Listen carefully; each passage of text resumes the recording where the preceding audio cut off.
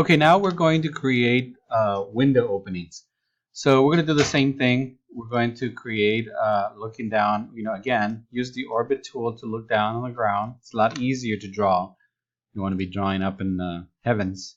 Anyway, so we're going to draw another box. It's about another house size box. And I'm using the little lady as a scale.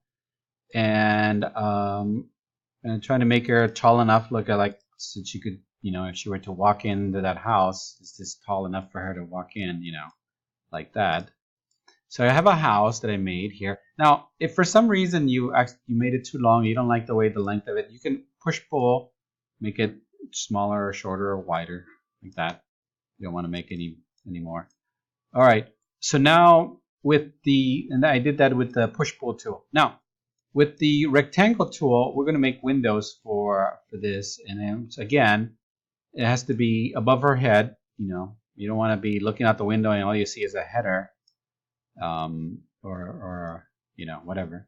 So draw some windows, any sizes that you want.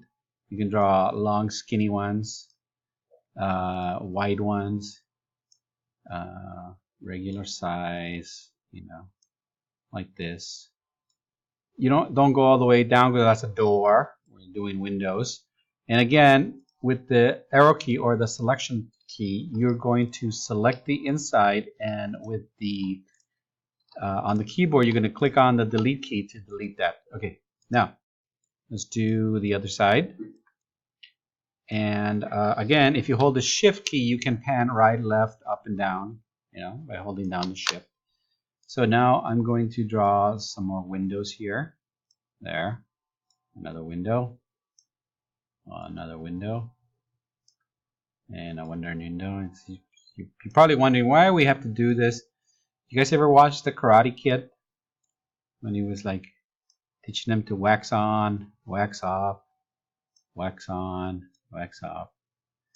This is practice to getting well. You get good at drawing windows and doors, and then they'll make it easier for you guys to do this stuff. All right, there.